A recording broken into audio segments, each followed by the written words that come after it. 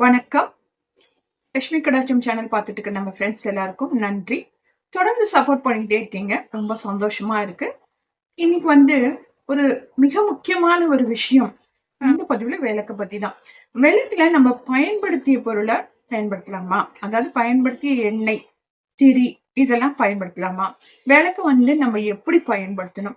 ஏன்னா இந்த விளக்குங்கிறது ரொம்பவே சுபிட்சமான ஒரு விஷயம். மகாலட்சுமி கடாட்சியம் பொருந்திய ஒரு பொருள் பூஜை அறையில. இத நம்ம முறையா பயன்படுத்தினாவே நம்ம வீட்டுல சந்தோஷமா இருக்கலாம். ஒரு நல்ல ஒரு வளமான ஒரு வாழ்க்கை வாழலாம்.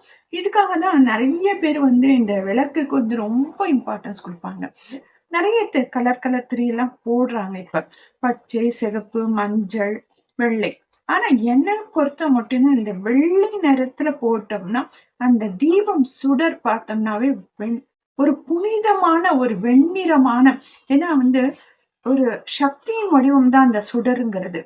அது பார்க்கவே ஒரு தெய்வீகமா இருக்கும். அதனால கொஞ்சம் முடிந்தவரை வெள்ளை திரி பஞ்சு சுத்தமான பஞ்சுல திரி போட்டீங்கன்னா ரொம்பவே உகந்தது. சரி, இந்த திரிகளை எப்படி பயன்படுத்தலாம்? எப்படி ஒரு நாள் பயன்படுத்தியதை மறுநாள் பயன்படுத்தலாமா? இல்ல தினமும் மாத்தணுமா? காலையில மாத்தணுமா? சாயங்காலம் வேற மாத்தணுமா? அதுக்கு இந்த மாதிரி சின்ன சின்ன விஷயங்கள் நமக்கு அப்பப்ப சந்தேகம் வந்துட்டே இருக்கு. என்னன்னா, காலையில நம்ம விளக்கேத்துறோம். அப்போ ஒரு புது திரி போட்டுறோமா? புது திரி போட்டப்ப ரொம்ப பெரிய திரிய போடக்கூடாது. ஏன்னா சின்ன திரி போட்டீங்கன்னா தான் காலையில ஏத்திட்டு மிச்சம் கொஞ்சம் இருக்கும். அதே சாயங்காலம் ஏத்திடலாம். நம்ம பெருசா போட்டோம்னா நமக்கு தூக்கி போடவும், இவ்வளவு பெருசா இருக்கே தூக்கி போட மாட்டோம். அப்படியே வச்சிருவோம். அந்த தப்ப செய்யவே கூடாது. அதனாலதான் அளவா திரி போட்டுக்கங்க.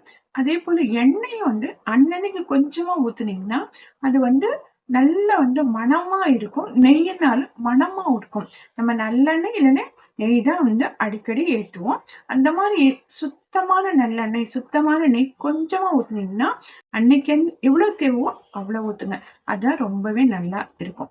சரிங்களா? அந்த திரியெல்லாம் என்ன பண்ணணும்?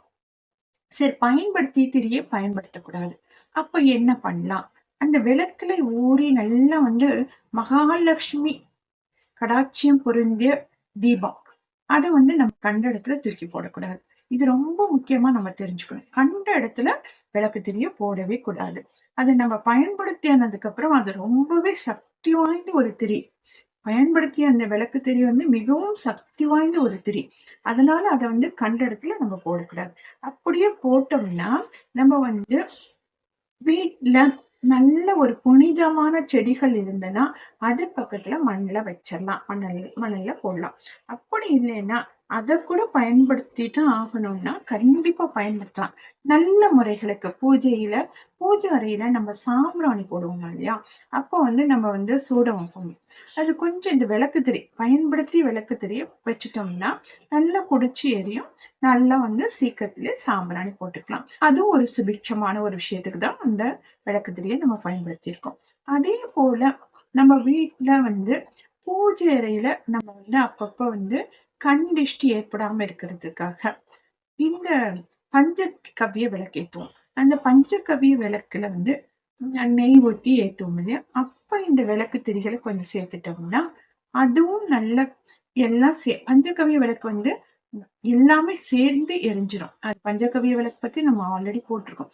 ஃபுல்லா எரியிறப்போ அந்த விபூதியை நெத்தியில வச்சுக்கலாம். கண்டிப்பா அது ஒரு நல்ல விளக்கு திரி. ரொம்ப மகாலட்சுமி கடாட்சியம் பொருந்தியது, புனிதமானது. அதை நம்ம சுத்தமா நல்லா நீட்டா பயன்படுத்திட்டு வந்தோம்னாவே அந்த வீட்டுல ரொம்ப ஐஸ்வர்யம் இருக்கும். இந்த விளக்கு திரிங்கிறது ரொம்ப ஈஸியானது கிடையாது. நம்ம அதுல அந்த சுடர் எரிஞ்சிறப்போ அந்த மகாலட்சுமியா அந்த வீட்டுக்குள்ள இருக்கிறாங்க. அந்த மாதிரி விளக்கு திரிய நம்ம கண்ணா பின்னான்னு கீழே போட்டத கொஞ்சம் அவாய்ட் பண்ணிக்கோங்க. இந்த மாதிரி நம்ம பயன்படுத்திக்கலாம். கண்டிப்பா விளக்கு திரிய அடுத்த நாள் பயன்படுத்தாதீங்க. அதை எடுத்து இந்த மாதிரி பயன்படுத்துறப்போ இன்னமும் சுபிட்சமா இருக்கும். அந்த விபூதியை தினமும் வச்சுக்கலாம். அந்த பஞ்சகவ்ய விளக்குல போட்டுட்டு அந்த விபூதியை வைக்கிறப்போ நம்ம வீட்டுல கண் திஷ்டி நமக்கு வராது. நம்ம கிட்ட லட்சுமி கடாட்சியம் இருந்துகிட்டே இருக்கும்.